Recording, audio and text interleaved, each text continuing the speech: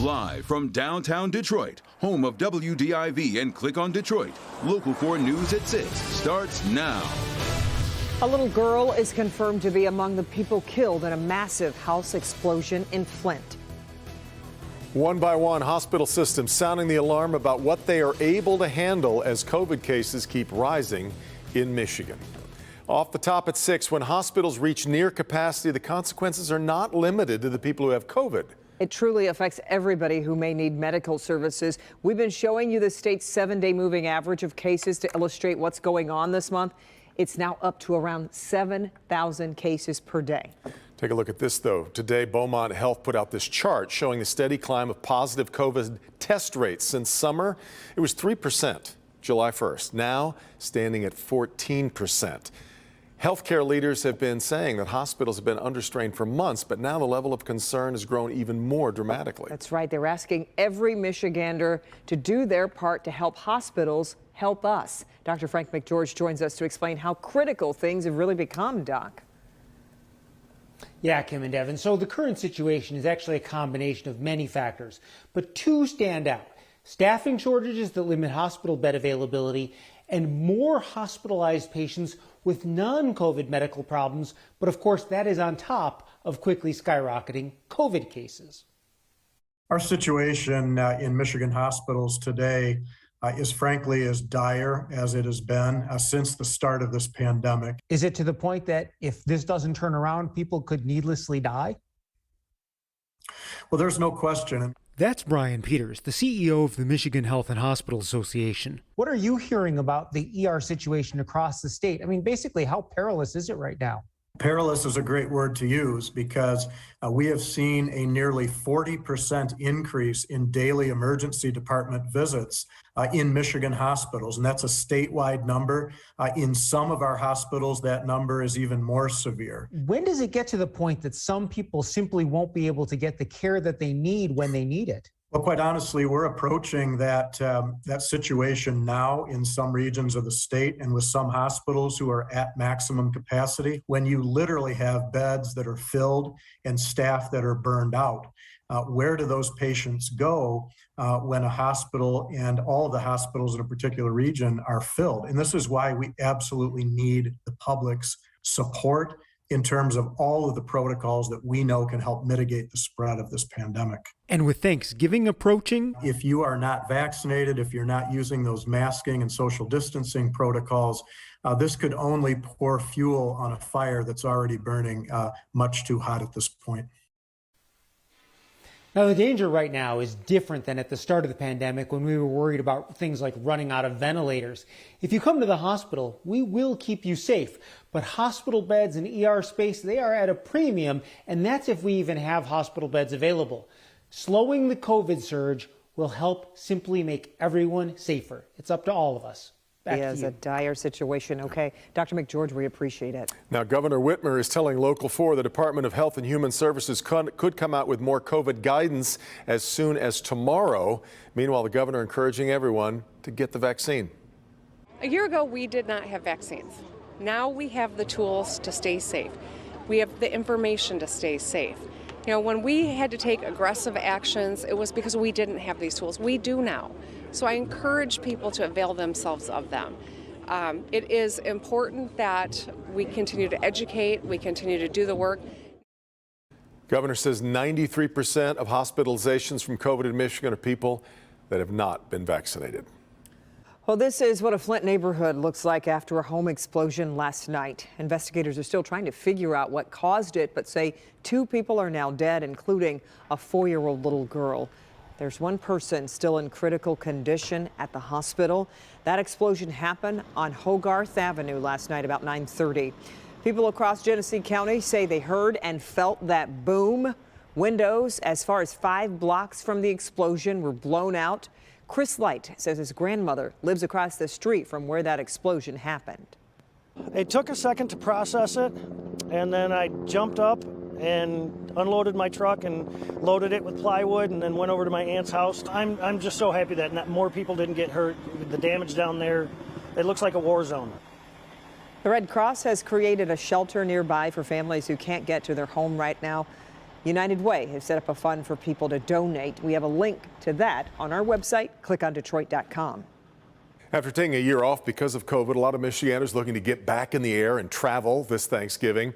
But are travelers and airports themselves ready for the big rush? Business editor Rod Maloney live at Metro Airport, what you can expect this Thanksgiving. Rod, we're a little out of practice, a lot of us. We are, but you know what? They're telling us they're ready, okay? Here's the other thing. Make sure you have your license and your boarding pass with you and have it handy right away, because this is the change that has really taken a hold here at the airport. Not a lot of people here right now, but I guarantee you in 24 hours' time, it's going to be a whole different story. Expect the drop-off to be infinitely busier tomorrow. The Skycaps who couldn't work for 18 months are requesting you pay them a visit. We're going to Florida. We're going to LA for the first time. Linda Tinsley's headed to Kentucky. I am flying to my son's home, so we're going to have a family Thanksgiving dinner. He has 3 kids, and my other son is going to meet us there as well. Once inside, remember, you'll have to mask front to back flying. Here you'll also find the TSA line long, but it's also here you're going to find the biggest changes. Agents no longer want to handle your personal ID. The TSA's Steve Lorenz. They insert it into the machine, just like an ATM card. The employee on the other side will see the picture of the passenger, their routing and their flight information, and that's how we clear them through that process. You can carry food items, but they say that's going to slow things down. They suggest packing perishables in your checked baggage. One of the hidden opportunities you'll find at Metro Airport are COVID vaccine stations, 1 each terminal. At McNamara, it's next to the international baggage claim. Christine Clark manages it.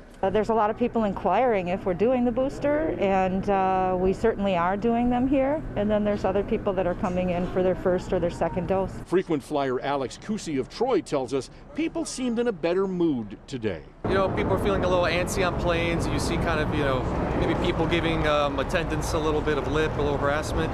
But right now with the holidays, I think everyone wants to get home.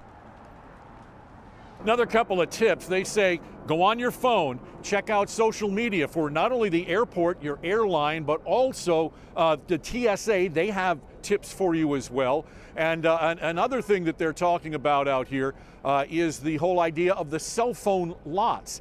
One on either side. They say use those because it is going to get busy out here. Reporting live at Metro Airport, Rod Maloney, Local 4. No doubt about it. All right, Rod. The owner of a local jewelry store says a contractor has disappeared after several down payments numbering in the tens of thousands of dollars. Local 4 defender Sean Lay is live with a look at the mess left behind. Sean, good evening. Good evening to you, Kimberly. This is really something else. Aladdin Jewelry here on this corner in Hamtramck. It's been here for years. The owner wanted to refresh the entire building months ago. Found and hired a contractor. Now he says that contractor is missing in action, leaving the building in shambles. We found that contractor today to ask why he hasn't come back to finish all of these jobs. Aladdin Jewelry Store owner Zahir Murray will be thankful this Thanksgiving if he can keep his Hamtramck jewelry store from truly falling apart. It's a mess inside. Unfinished drywall, exposed wires, a sloppy sink out of place. Upstairs, a disaster. The inside, if you go in there, it's all bare. Drywalls, electrical are still showing. The bathroom is not finished.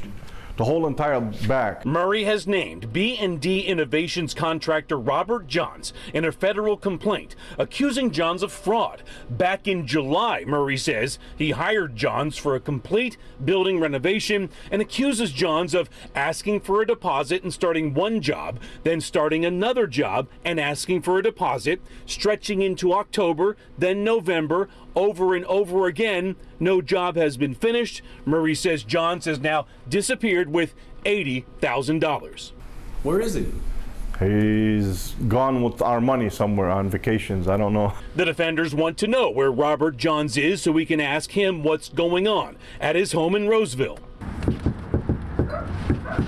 Can you direct me towards him? I don't know where he is. Bobby, Local 4 defender Sean Lay. Can you please meet us at Aladdin Jewelry in Hamtramck? Johns didn't meet, but did call us. I was fired off that job. He asked me to leave.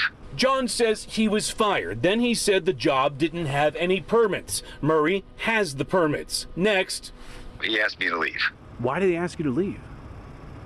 for a $325 dump fee that he didn't want to cover for the concrete that he illegally had installed in his side of his building. And I don't want him to do this to anybody else, and that's the reason why I'm doing this. Back here live, one thing I noticed in watching the cell phone video of work starting, then work stopping, is that the display cases would be taken out, then moved back in, then taken out again. I asked the owner, how many days were you here not selling jewelry? He said about 30. And Kimberly, that is a tough way to run a small business. These two headed to federal court where the case has been assigned to a federal judge. Live in Hamtramck tonight, Sean Late, Local 4. Hey, Sean, thanks. So often, understandably, we see people looking very serious or very upset in court. Coming up, we get to see a moment families will remember for all the right reasons as adoptions become official. So awesome. Yeah. All right, let's check in with Andrew.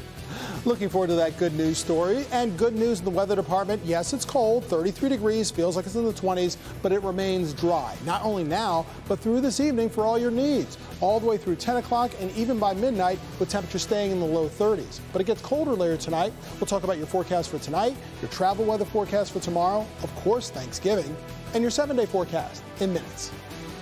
The game. It has history that stretches over a century.